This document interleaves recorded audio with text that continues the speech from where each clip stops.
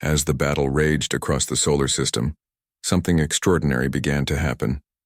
What had started as desperate suicide attacks by the human fleet was slowly revealing itself to be something much more sophisticated. Each seemingly reckless assault had been gathering information, testing weaknesses, and forcing the Zephyrian fleet into positions they had not planned for. Commander Jake Morrison watched the tactical displays from Earth's primary defense station and felt a mixture of pride and amazement at what his people were achieving. The human fleet was down to 15 ships from the original 37, but they had destroyed 8 of the 12 alien vessels. More importantly, they had learned how to fight these supposedly invincible enemies. "Captain Lisa," he said to his tactical officer, "what have we learned about their weaknesses?" Lisa Harper had been monitoring every exchange, recording every alien response and analyzing their patterns with the cold precision of a scientist studying insects. "Sir, they are incredibly advanced, but they have 2 critical flaws. First, they rely completely on their tactical computers. Their crews cannot improvise when something unexpected happens. Second, their formation flying requires constant communication between ships." Jake smiled grimly. "So if we can disrupt their communications, their formation falls apart, and their individual ships become vulnerable to coordinated attacks by our remaining vessels." The plan that Jake and Lisa developed in the next few minutes would have been impossible with a normal military force. It required perfect timing, absolute trust between ship commanders, and a willingness to sacrifice everything for victory. Fortunately, humans excelled at all 3. Captain Greg Stone aboard the heavy cruiser, Indomitable, received his orders and nodded slowly. His ship had been modified before the battle with experimental communication jamming equipment. The plan was to get close enough to the alien formation to disrupt their coordination, while the remaining human ships attacked from multiple directions at once. It was a suicide mission, and everyone knew it, but Greg had volunteered without hesitation. "Crew," he announced over his ship's internal communications, "we have been chosen for a special mission. We are going to fly directly into the heart of the enemy formation and jam their communications. We will not survive, but our sacrifice will give the rest of the fleet a chance to win this battle." His crew responded with cheers and applause. They knew they were going to die, but they also knew their deaths would matter. Captain Susan Clark on the destroyer Fury was positioning her ship for the coordinated attack when she noticed something interesting about the alien weapons. "Sir," she called to Jake over the radio, "I think I have found another weakness. Their energy shields are incredibly strong, but they are designed to stop attacks from specific directions. If we can hit them from angles their computers do not expect." "Do it," Jake replied immediately. Susan's ship dove under the alien formation and attacked from directly beneath the largest remaining enemy vessel. Her guns punched through shield generators that had not been designed to defend against attacks. From that angle, the alien dreadnought began venting atmosphere and debris into space. But the most impressive display of human tactical innovation came from Captain Frank Mason aboard the light cruiser Defiance. Frank had been studying the way alien ships moved and had noticed they followed mathematical patterns. Their evasive maneuvers were perfectly calculated but completely predictable. So Frank did something that no military computer could have anticipated. He began flying his ship in patterns based on human music, using the rhythm and tempo of an old jazz song to control his movements. The alien gunners could not track him because their targeting computers had no way to calculate what he would do next. Frank's ship danced through the alien formation like a leaf in the wind, firing at targets of opportunity and causing chaos wherever he went. His crew played the jazz music over the ship's speakers while they worked, turning their deadly mission into an improvised concert. Admiral Kexthor watched his fleet being systematically dismantled by tactics that should not have worked. His ships were superior in every measurable way. His weapons were more powerful. His shields were stronger. His crews were genetically enhanced for perfect combat performance. But the humans were winning anyway. "Sir," Commander Vexnall said, his voice tight with something that might have been fear, "we have lost 9 ships. 9, sir. How is this possible?" Kexthor had no answer. Everything about this battle violated the fundamental principles of warfare that the Zephyrian Dominion had perfected over centuries of conquest. The humans were not fighting like any civilized species should fight. They were fighting like forces of nature, unpredictable and unstoppable. "Recall all remaining ships to defensive formation," he ordered. "We regroup and reassess." But regrouping was exactly what the humans had been waiting for. As the three surviving Zephyrian vessels moved closer together for mutual support, Captain Greg Stone made his final run toward their center. The Indomitable accelerated to maximum speed while broadcasting jamming signals on every frequency the aliens used for communication. The alien ships tried to intercept him, but their targeting was disrupted by their own jamming countermeasures. Greg's ship slammed into the middle of the alien formation and detonated its entire reactor core in an explosion that temporarily blinded every sensor in the solar system. When the energy cleared, the alien ships were drifting separately, their formation broken and their communication systems destroyed. Now it was time for the final phase of the human attack. The remaining human ships, led by Captain Ben Torres aboard, the Retribution, converged on the confused alien vessels from 6 different directions at once. Without their tactical computers to coordinate their defense, the Zephyrian ships found themselves fighting as individuals against a coordinated human assault. Captain Amy Wright aboard the destroyer Relentless had been saving her ship's most powerful weapon for this moment. As she closed with the alien flagship, she armed the experimental torpedo that her engineers had been working on throughout the battle. It was designed to bore through enemy armor using a miniature black hole generator. "This is for Earth," she said as she fired the weapon. The torpedo struck Admiral Kexthor's flagship and began eating through its hull like acid through paper. Emergency alarms screamed throughout the ship as sections began collapsing into the artificial gravity well. But even as his ship died around him, Kexthor felt something that surprised him. It was not fear or anger or desperation. It was respect. These humans had fought with a courage and creativity that he had never encountered in all his years of conquest. "Send a message to the Dominion," he told his communication officer. "Tell them that the humans are not what they appear to be. Tell them." His ship exploded before he could finish the message. Captain Tony Rodriguez aboard the battered destroyer, Defiant, found himself facing the last surviving alien vessel, a heavy cruiser that was still larger and more powerful than his ship. But Tony had learned something important during the battle. The aliens could be beaten not through superior technology, but through superior willpower. "All power to weapons," he ordered. "Let us finish this." The final engagement lasted only minutes. When it was over, the last Zephyrian ship was a burning hulk drifting toward the outer planets. The Crimson Talon, the most feared fleet in the galaxy, had been completely destroyed by a force they had expected to crush in minutes. Of the original 37 human ships, only 5 survived the battle. But they had accomplished the impossible. They had defeated an enemy that should have been unstoppable. As the survivors began rescue operations and damage assessment, messages started coming in from all across Earth. Every radio and television station was broadcasting the news. Humanity had won its first interstellar war, but Jake Morrison was already thinking about what would come next. The aliens had mentioned something called the Dominion. There would be more battles ahead, and humanity would need to be ready for them. For now, though, they had proven something important. When pushed to the edge of extinction, humans did not break. They did not surrender. They fought back with everything they had, and sometimes that was enough to change the course of history. The first shots of the battle were fired near the orbit of Mars, where the red planet hung like a bloody eye watching the approaching storm. Admiral Kexthor had positioned his fleet in perfect formation, just as military doctrine required. His ships moved with precision and grace, their weapons charging with the cold light of stars. The human ships rushed toward them like angry hornets defending their nest.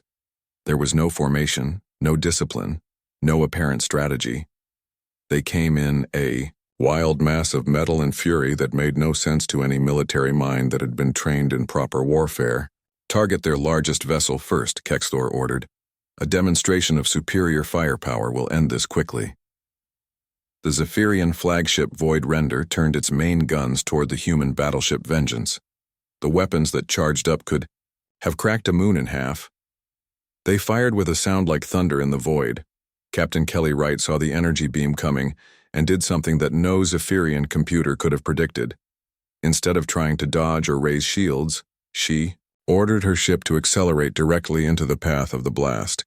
The beam struck her ship and tore through its hull like paper. Half her crew died instantly. Her engines were damaged. Her weapons were mostly destroyed.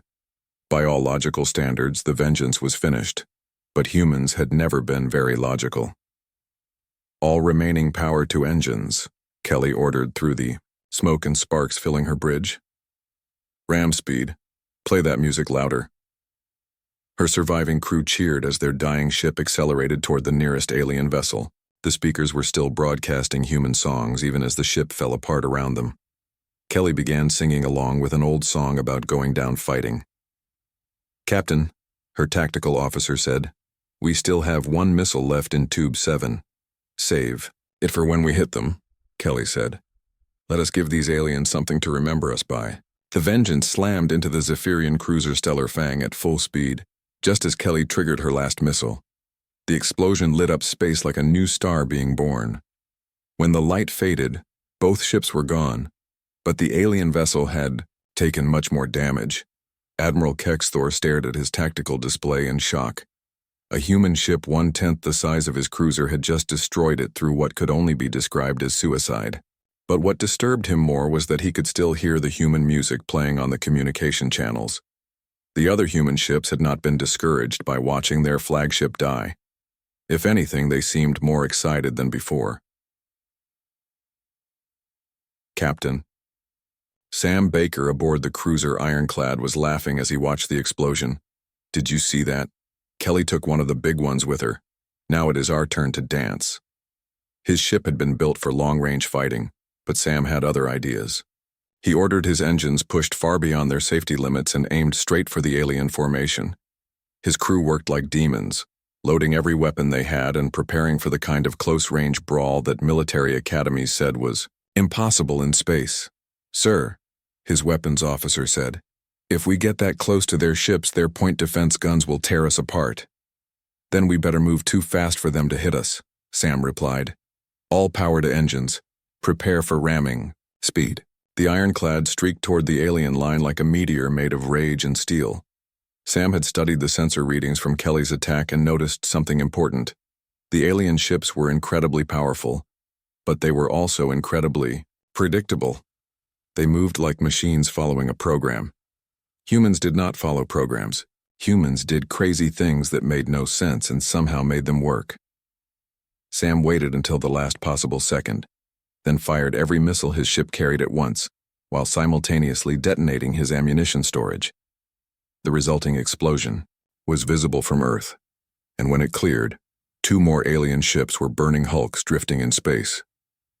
But Sam's ship was gone too, along with everyone aboard. On the Zephyrian flagship, Commander Vexnall was frantically trying to understand what was happening. "Sir, we have lost 3 ships to their suicide attacks. This makes no tactical sense. They are destroying themselves to damage us." "I can see that," Kexthor said through gritted teeth. "But why are they doing it? What do they gain from dying?" The answer came from an unexpected source. Lieutenant Amy Foster, a human fighter pilot whose ship had been damaged in the opening exchange, was broadcasting on all frequencies as she prepared her own final attack. "This is for everyone who ever said humans were too weak to matter," her voice said over the radio. "This is for everyone who thought Earth was just another conquest. You picked the wrong species to mess with." Her small fighter streaked toward the alien dreadnought Dark Conquest, too fast and too small for the big guns to track. She slammed into their bridge section and exploded, taking their command center with her. But it was not the attack that disturbed the Zephyrians. It was the fact that Amy had been singing as she died. She had been happy. Captain Tony Rodriguez on the destroyer Defiant had been watching the battle unfold and making calculations.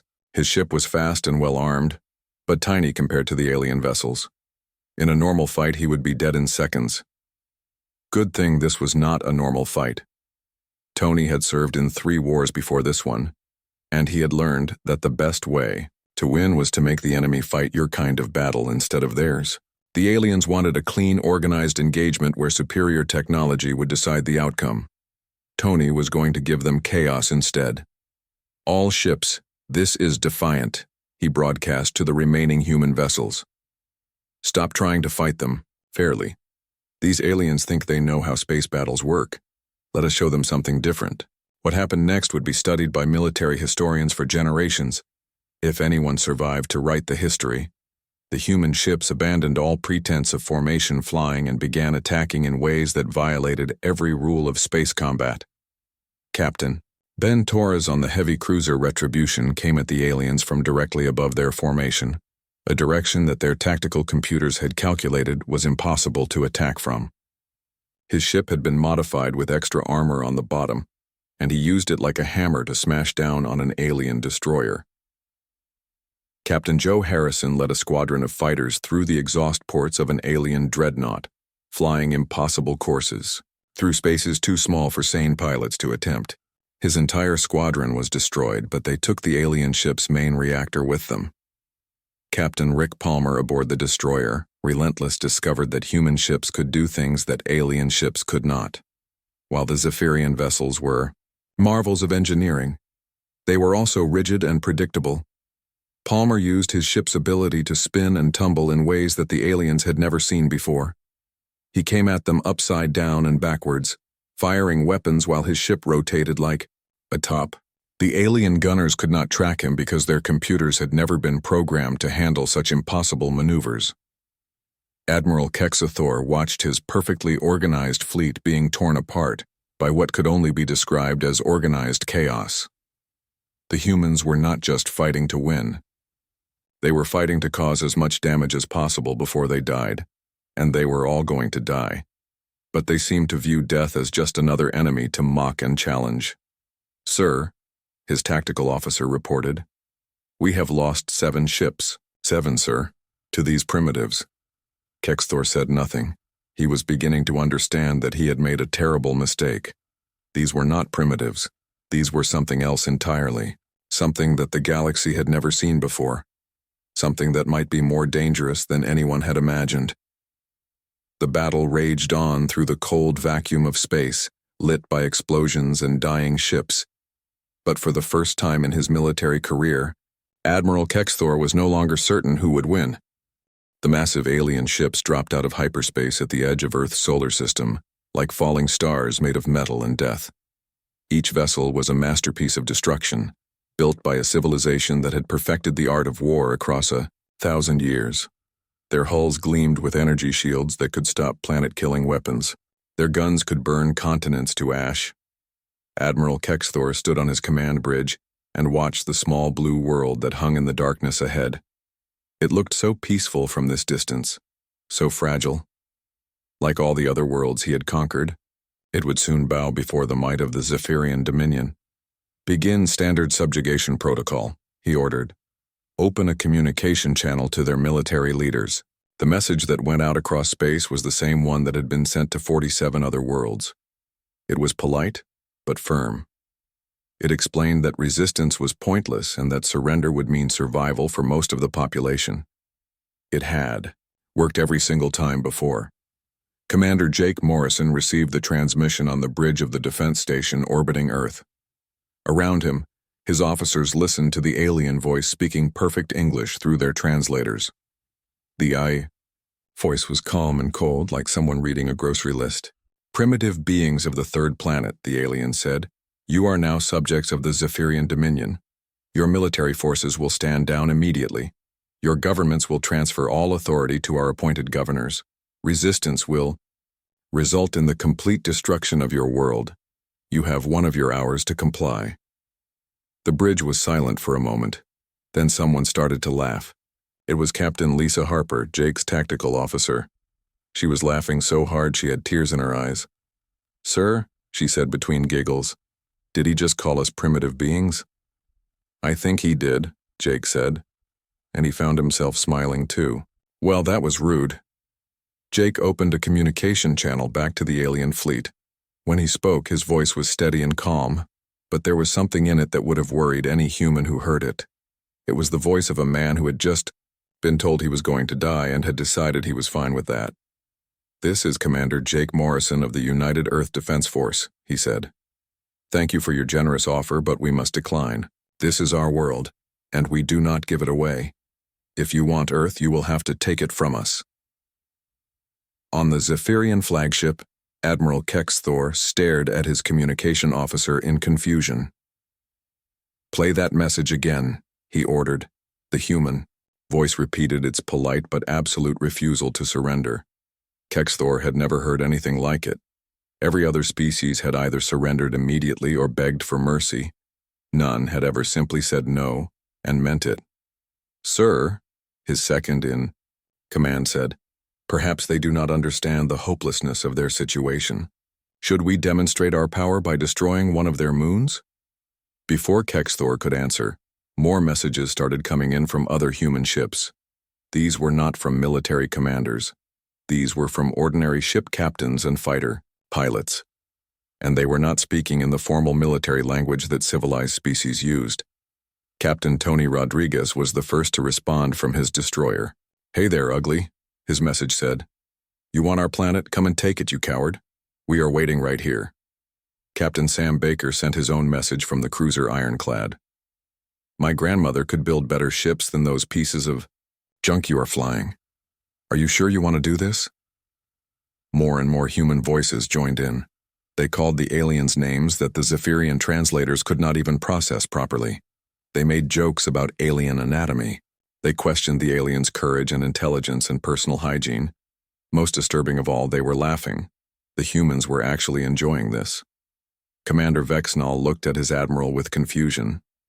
"Sir, their behavior is completely irrational. No species acts this way when facing superior force." Kexthor was beginning to feel something he had never experienced before. It might have been doubt, though he did not recognize it.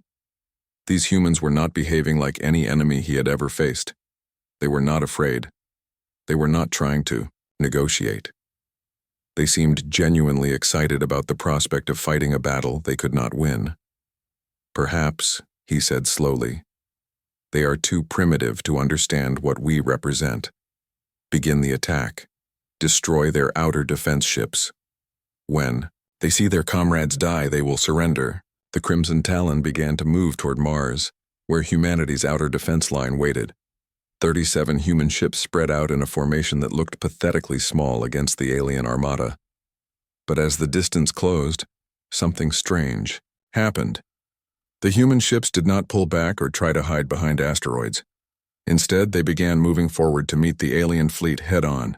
Their communication channels filled with music and laughter and what sounded like party preparations.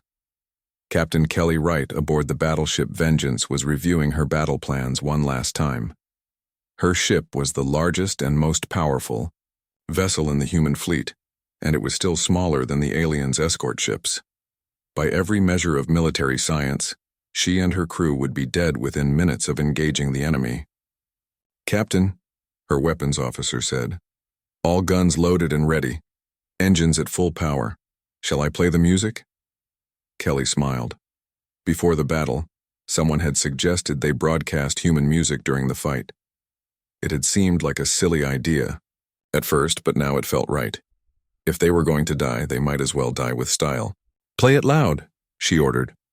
Across the human fleet, speakers began broadcasting everything from classical symphonies to rock and roll to ancient folk songs. The aliens intercepted these transmissions and analyzed them, trying to understand if they contained coded battle plans or psychological warfare. They did not understand that the music was just for fun. Humans liked to have a good soundtrack when they did dangerous things.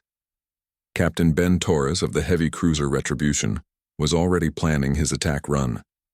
His ship carried the most powerful weapons humanity had ever built, but they were still toys compared to alien technology, so he had decided to use them in ways that were probably insane. "All crew to battle stations," he announced. "Today we show these aliens what humans do when someone tries to take our home. Today we make our species proud." His crew cheered and went to their positions with smiles on their faces. They knew they were probably going to die, but they were going to make their deaths count for something. Admiral Kexthor watched the approaching human ships with growing unease. Their formation made no tactical sense. Their communications were chaos.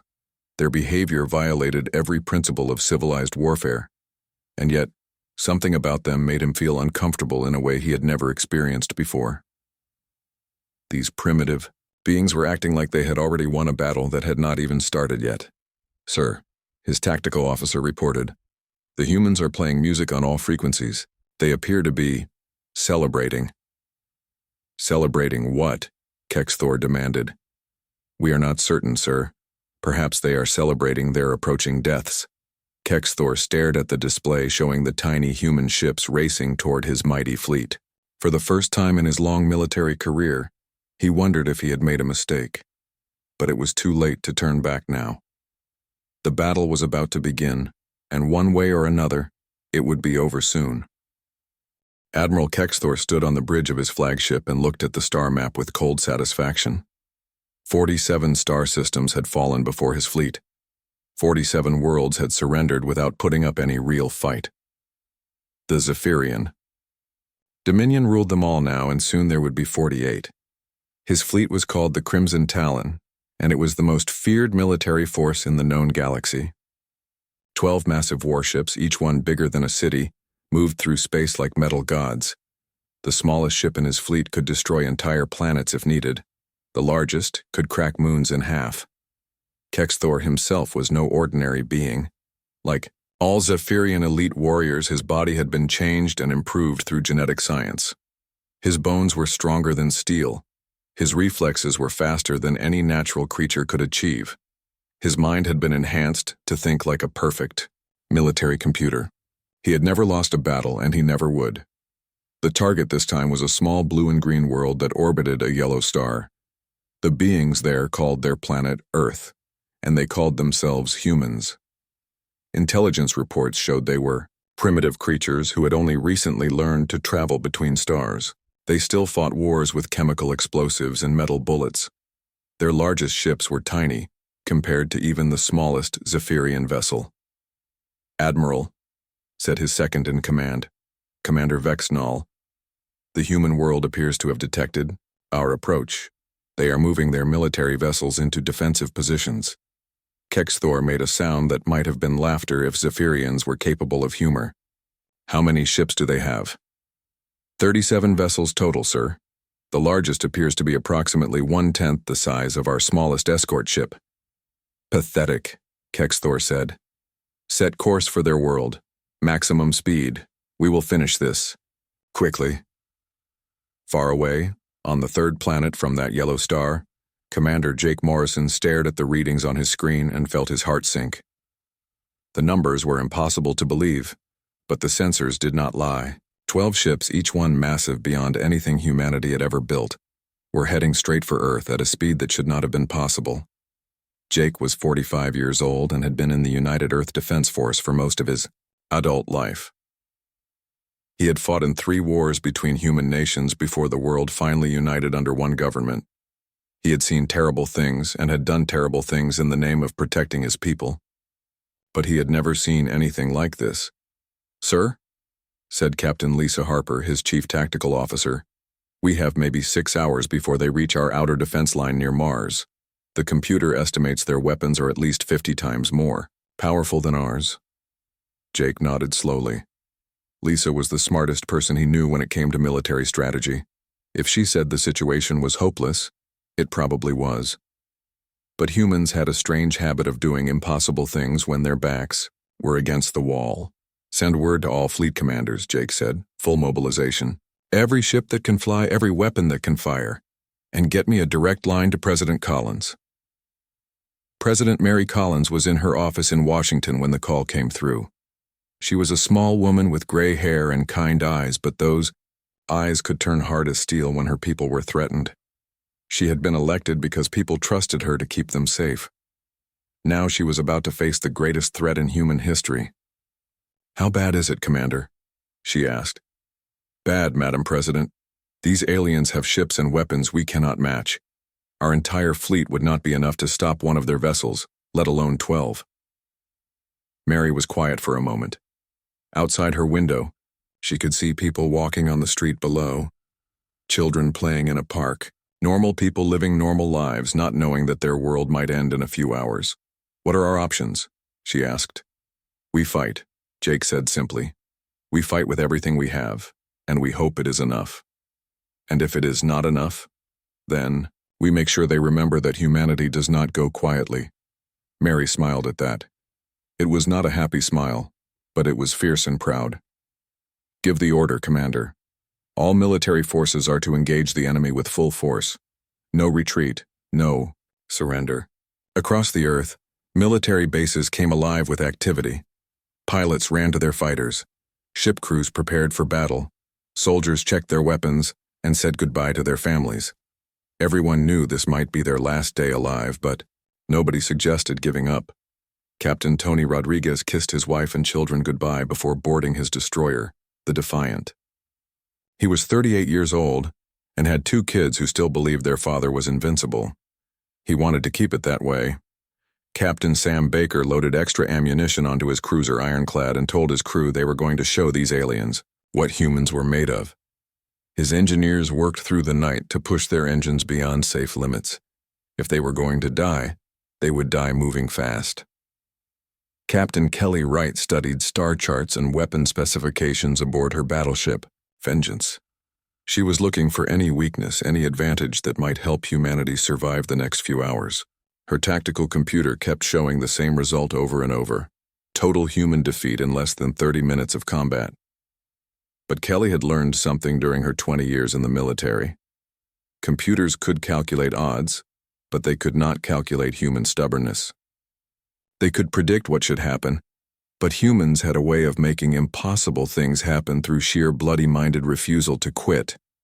As the alien fleet drew closer to Earth's solar system, something strange was happening among the human defenders. Instead of fear and panic, there was a growing sense of excitement. These soldiers and sailors had trained their entire careers for the ultimate battle. Now it was finally here. Admiral Kexthor would have been disturbed if he had known what the humans were feeling. In all his conquests, he had never encountered a species that looked forward to hopeless battles. He had never met creatures who treated certain death as an interesting challenge. The Crimson Talon prepared to add another easy victory to their record. But Earth's defenders were preparing something very different. They were preparing to show the galaxy what happened when you picked a fight with humanity.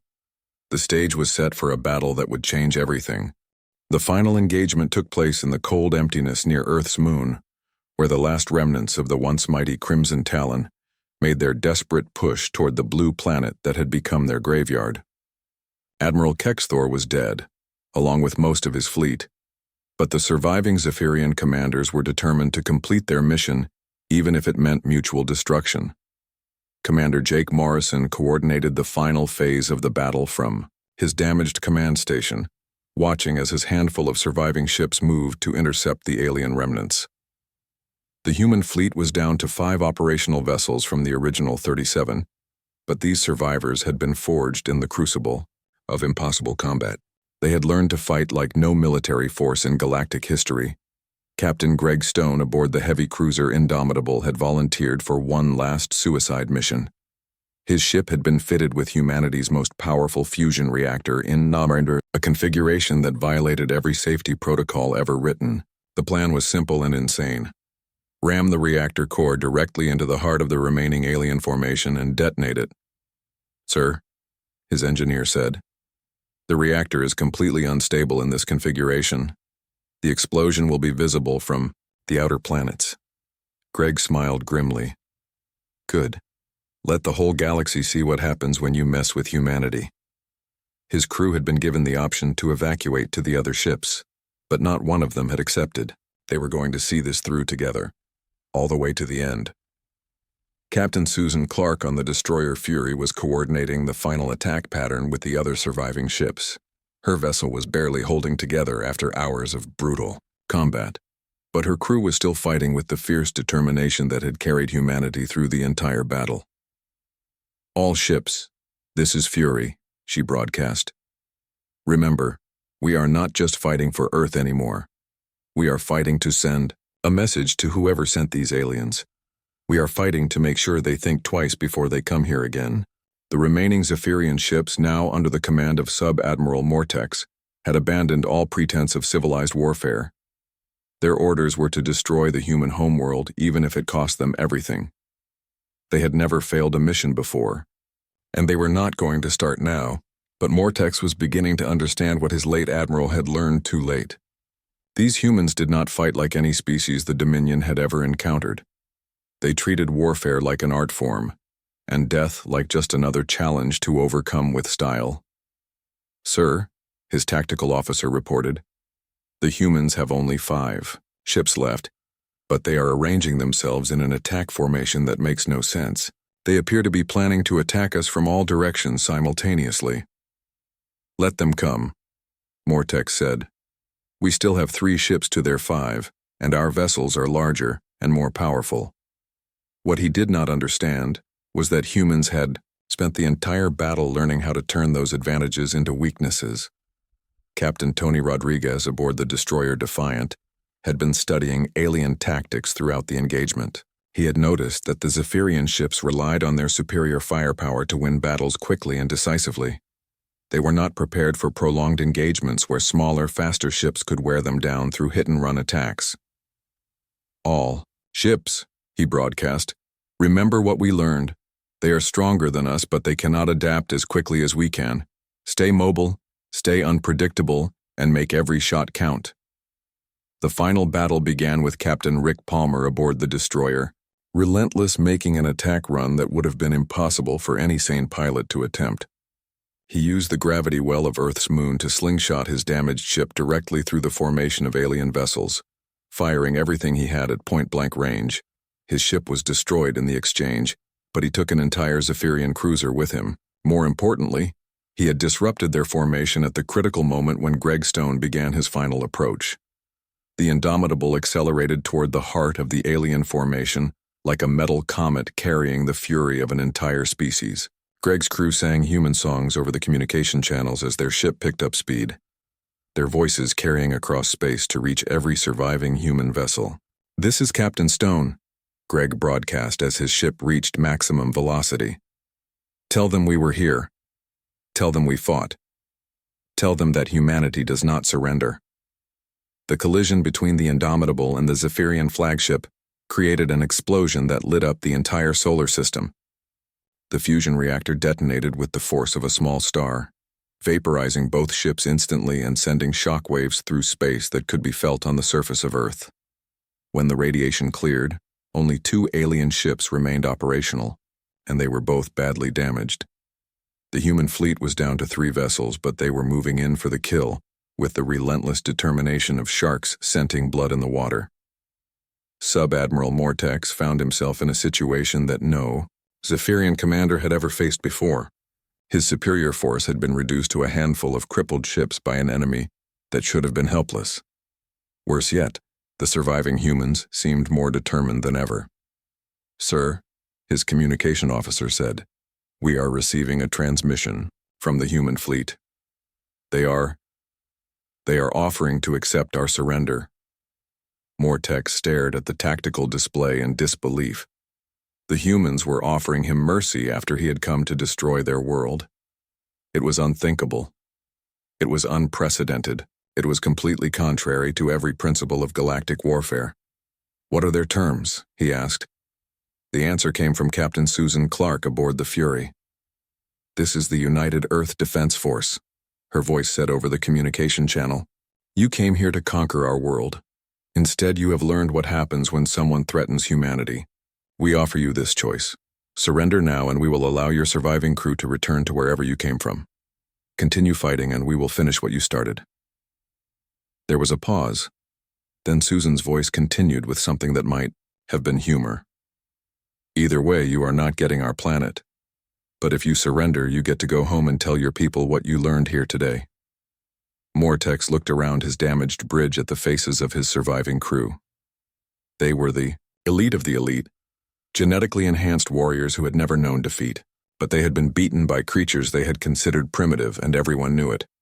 "Open a channel," he ordered. "This is Sub-Admiral Mortex of the Zephyrian Dominion," he said. We accept your terms. We surrender." The words tasted like poison in his mouth, but they were the first honest words he had spoken since the battle began. What happened next surprised everyone, including the humans themselves. Instead of demanding tribute or taking prisoners, the Earth Defense Force simply provided medical aid to the surviving aliens and helped repair their ships enough to make the journey home. Captain Tony Rodriguez, now the senior surviving human, commander, explained their reasoning in his final transmission to the alien survivors. "We did not fight this battle for conquest or revenge," and he said. "We fought it to protect our home. Now that our home is safe, we have no quarrel with you personally." He paused, then added something that would be remembered throughout the galaxy, for generations to come. "But when you return to your people, make sure you tell them what you saw here. Tell them that humanity exists. Tell them that we do not start fights, but we finish them. And tell them that Earth is not for sale at any price." The surviving Zephyrian ships limped away into deep space, carrying with them the most important intelligence the Dominion had ever received. They brought word of a new species that fought like demons, showed mercy to defeated enemies, and treated impossible odds as interesting challenges.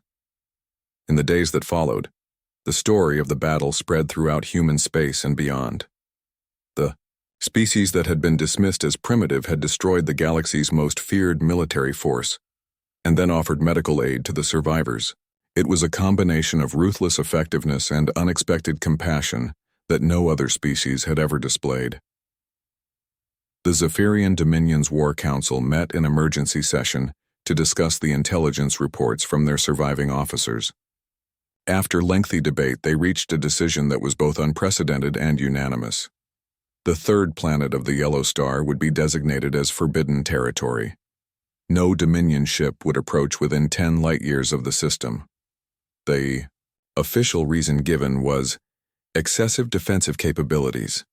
The unofficial reason, whispered in military circles throughout the galaxy, was much simpler.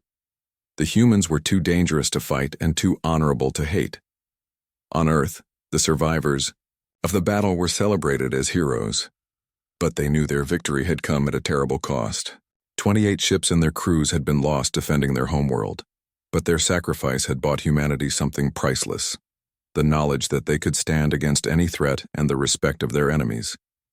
Commander Jake Morrison, now promoted to Admiral, stood in his new office overlooking the shipyards where humanity was already building better and more powerful vessels. The galaxy had noticed Earth now, and not all the attention would be friendly. But humanity was ready for whatever came next. They had proven to themselves and to the universe that some things were worth fighting for, no matter the odds.